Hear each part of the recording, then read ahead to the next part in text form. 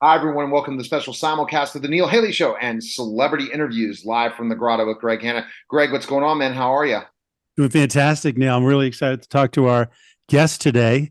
I am too. From the editor in chief, I want to find out what that all means from Baseball Digest, Rick Cerrone. Rick, how are you? Thanks for calling, man. How are you? Well, Neil and Greg, it's great to be with you, and thank you for, I guess, labeling me a celebrity. Hey, I don't I get that consider very much. celebrity anyone that has brushed greatness. And again, you have all the contacts. Your Rolodex has to be huge of who you can pick up the phone and call in baseball. Am I right? It, yeah, but there's not a lot of people that any longer that understand what a Rolodex is. So, when I think back on my career in baseball, which really dates back to like 1977, so we're talking 46 years, the one thing I think about is all the people who I have been in close proximity to and even knew on a first name basis, DiMaggio, Mantle, Maris. Why didn't I get my picture taken with any of them? Mm. So Thurman Munson, I was telling a friend last night at my cigar club some Thurman Munson stories, and you knew Thurman Munson? So Uh, That's incredible. Real Rick, real quick, one of the reasons is unless you had a giant Polaroid in your pocket, yeah, photography just wasn't accessible to us back then as it is today.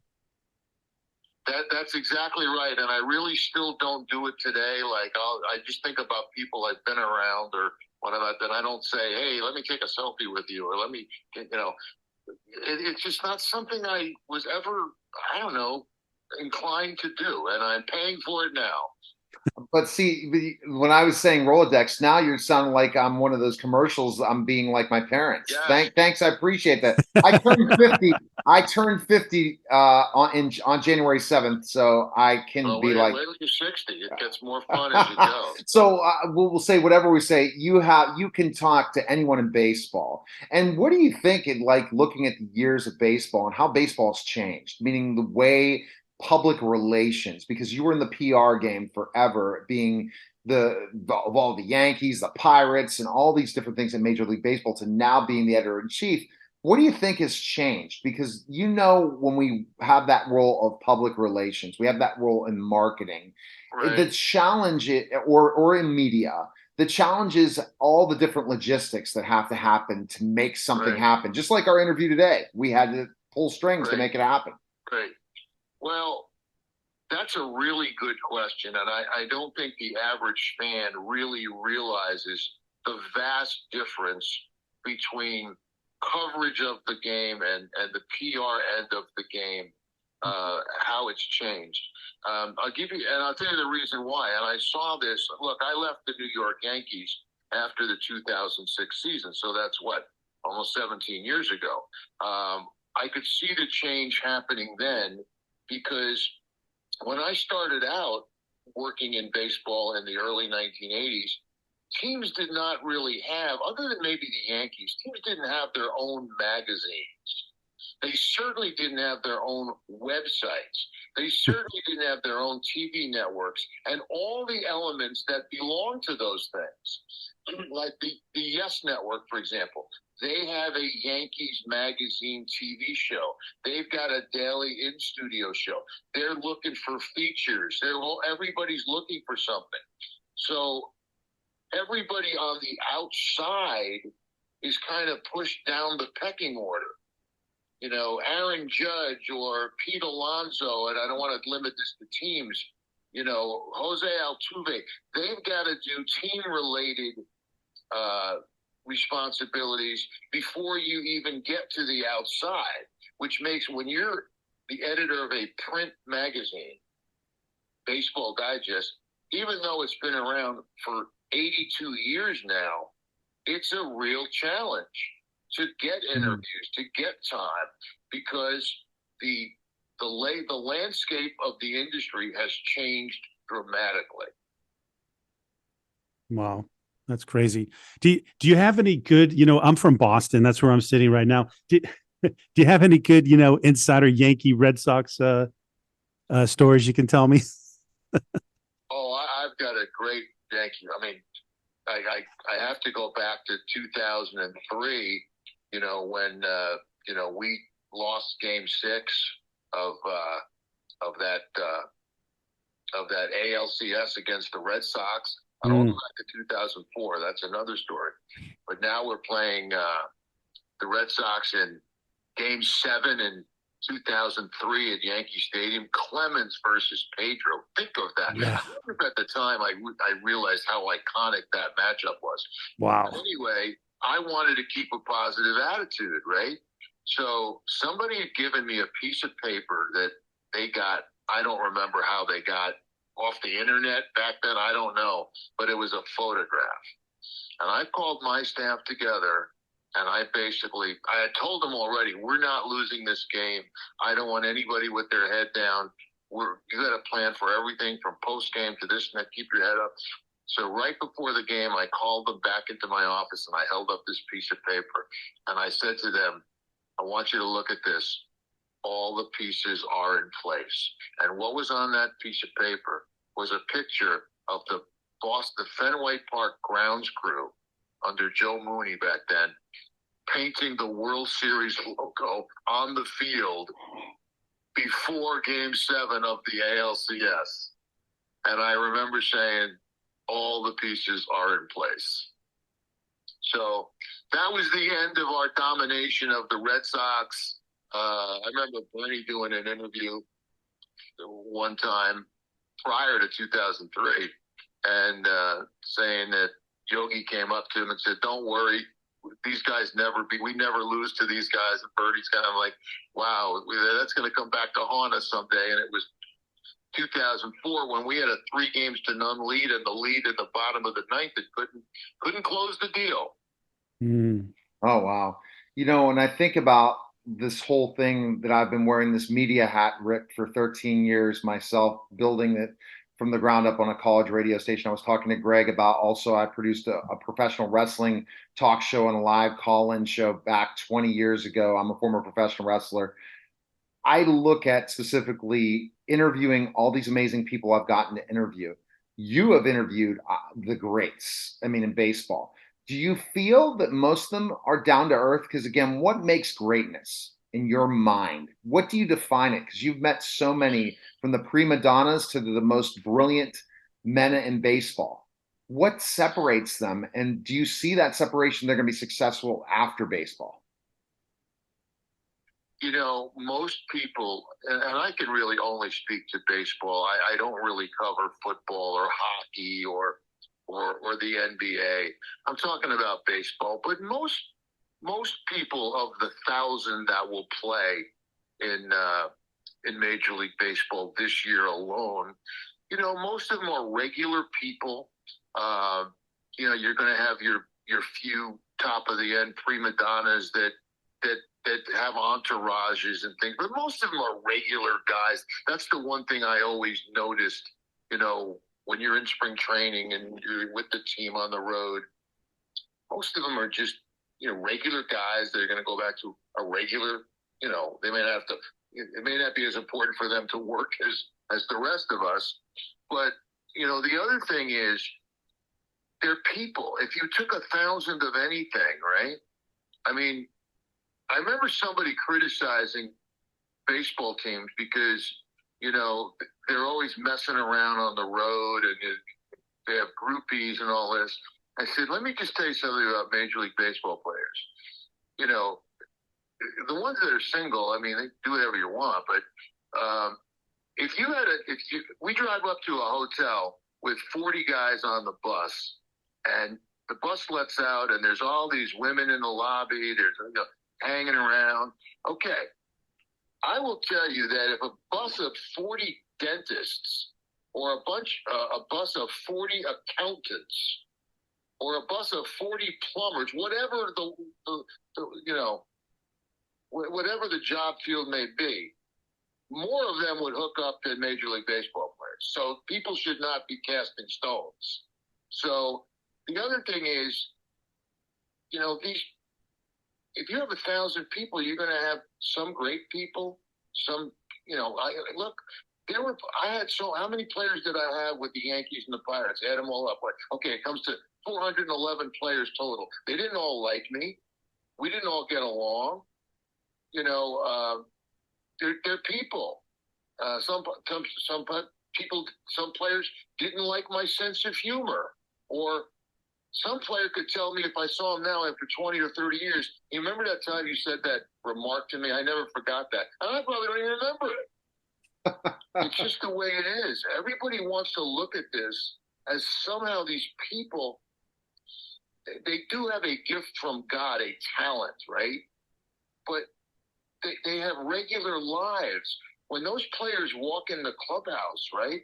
I don't know what they left at their home when they came to the park. A sick child, a sick parent, a wife who's about to, problems with your spouse. You don't know. So, like, when I go over to a player, doesn't matter. You can name any player. Mike Messina, David Cohn, Andy Betts, anybody that was on our team. And walk over to his locker and ask him to do an interview or meeting, whatever. I don't know what frame of mind he's in. And I will tell you that 95 to 98% of the time, these guys were always professional. Now, I'm going back to Pittsburgh where I had, it was different. I was younger. You hung out with the players. They were over for barbecues and stuff. But I realized then at an early age, these kids, these guys are products of their upbringing. Yeah. How were they raised? So they're people. And I will tell you another thing, and this is going to, turn heads. But you take the NBA, you take the NFL, you take MLB, 1,000 players, right? Somebody in that 1,000 has some form of a mental illness. Mm-hmm. Or a mental, you know what I'm saying? So we expect so much out of, I just think that's unrealistic. It's unrealistic. I think most of them live up to what I consider their responsibility of being a decent person and treating people decently. 100%. I know players going back into the 70s that, wow, that guy was mean. What he said to that kid in the wheelchair was terrible. Or what he said to that poor guy asking, can I have a minute of your time? I've seen some really, but that's the exception, not the rule. Yeah, no, that's fantastic. Rick, you mentioned a cigar club, and I heard you say that. What's your favorite smoke? I don't really have one. I buy whatever good cigar Adam's got on sale for a box he's got on sale. So, Drew Estate, there's a couple of smokes I have, but everything from Charter Oak, which is not a big time cigar, to his own brand, D Sienna. So, I'm not I'm a cigar smoker, but not an aficionado, I would have to say. I'm not doing any radio interviews based on cigars.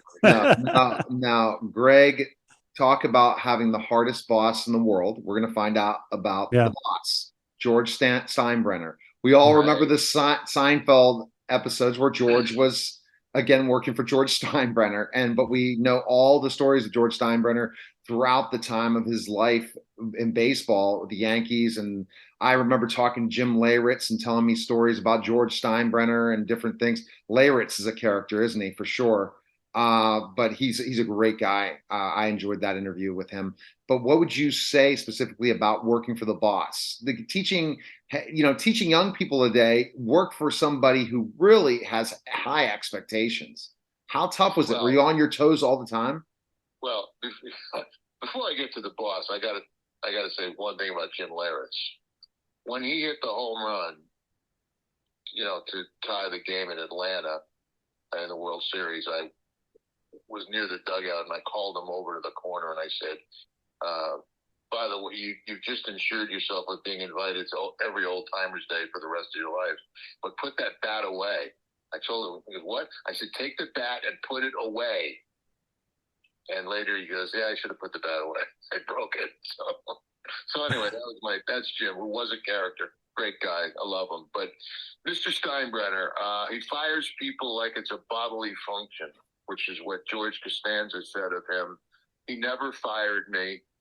He just didn't accept my resignation. In a span of 5 weeks in 2003, I resigned 3 times. In various degrees of anger and saying things to him that there is no way in God's name you should have taken me back the way I spoke to you or whatever. But he understood that I was going to stand up to him. And, you know, one of those times he wanted to do something in spring training ridiculous with the media. Well, this is the way it's going to be this year. And I said, no, you can't do that. Your commissioner will be on the phone within an hour. And he said, well, we're doing it. And I said, well, then you're going to probably have to find yourself a new media relations director. And his response was, remember, he's in Tampa, I'm in New York. Well, you're probably right. And he hung up. Did I just quit? Did I just quit? Did I just get fired?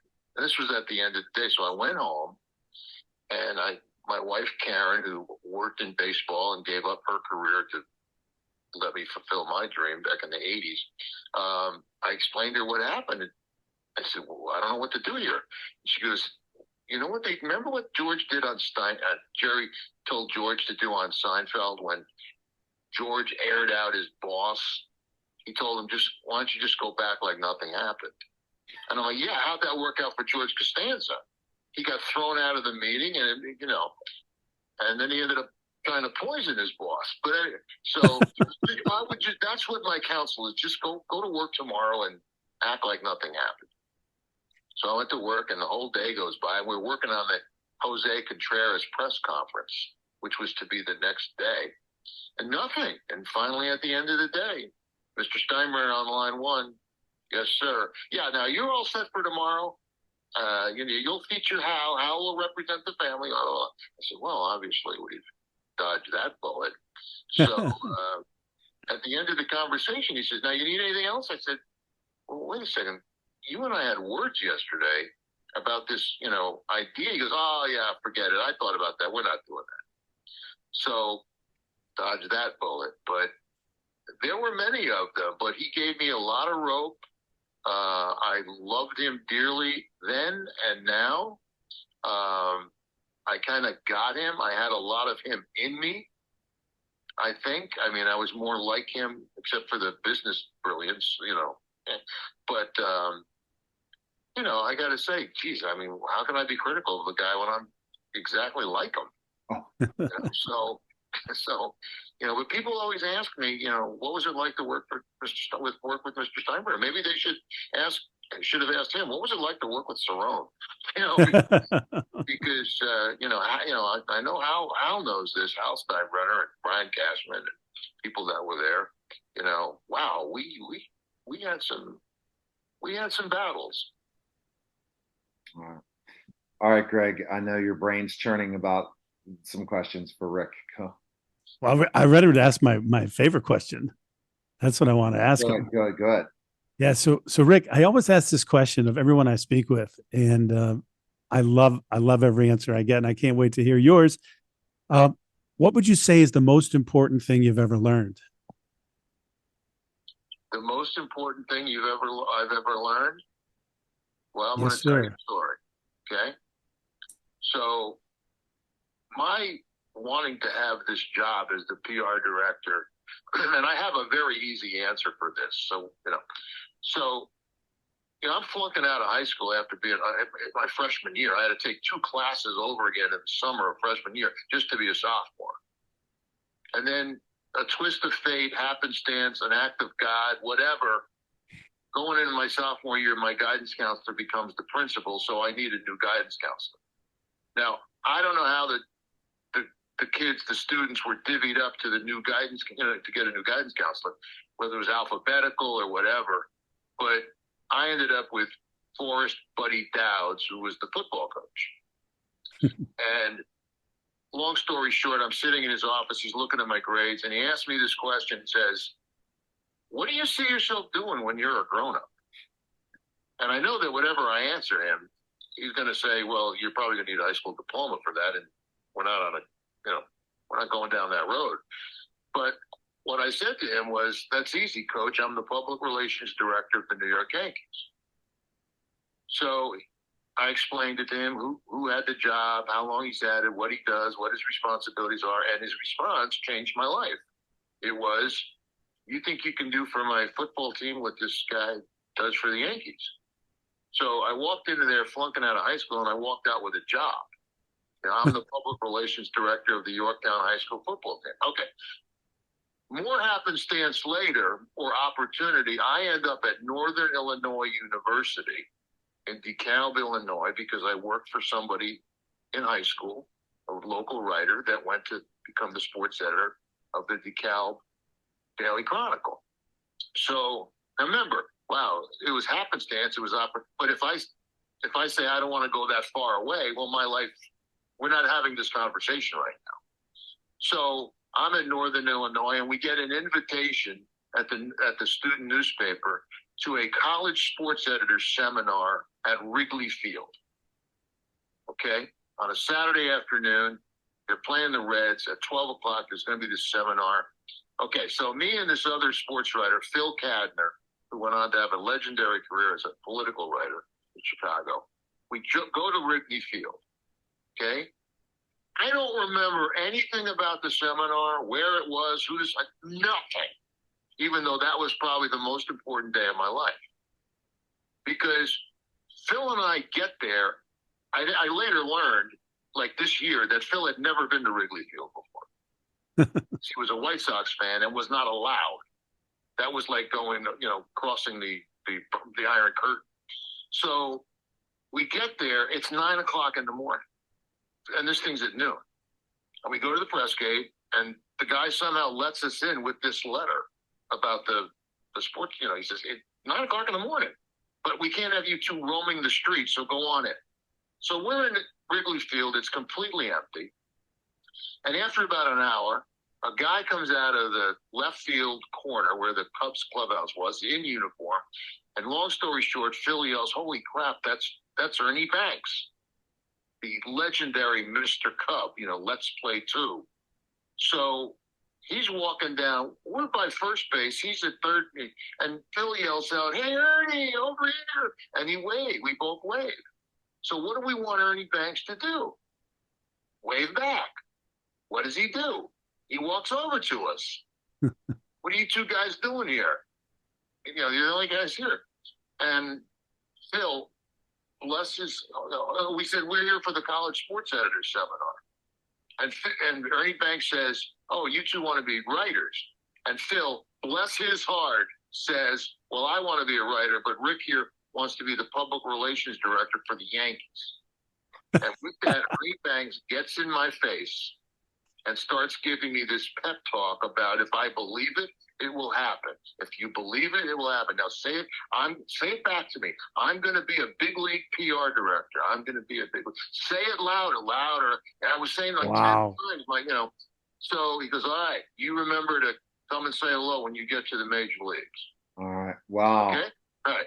15 years later, I see Ernie Banks in Cooperstown when they inducted Willie Stargell. And I walked over to him at this cocktail reception in the Hall of Fame plaque gallery. I said, "Mr. Banks, my name is Rick Cerrone, blah, blah, blah. We met 15 years ago. I know you don't remember, but this is what happened. You got in my face. You told me, I just wanted to give you my card and thank you for taking the time to talk to me that day." And he started reading my business card out loud. And he reads, "Richard J. Cerrone, Vice President, Public Relations, Pittsburgh Pirates." And when he looked up, he had tears going down his face. He gives me a big hug.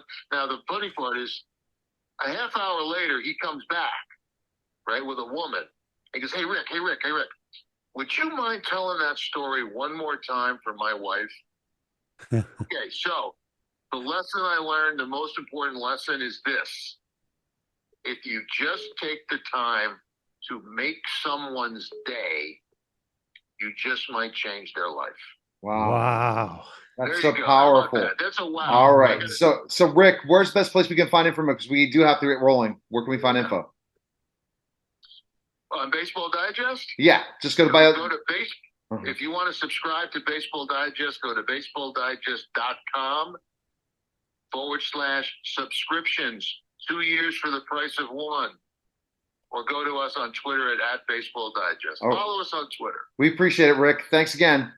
All right. Took up most of your show there. All right. Thanks, Yeah, all right. anytime. You did great. So this is Celebrity Interviews live from the Grotto with Greg Hanna and the Neil Haley Show. Take care.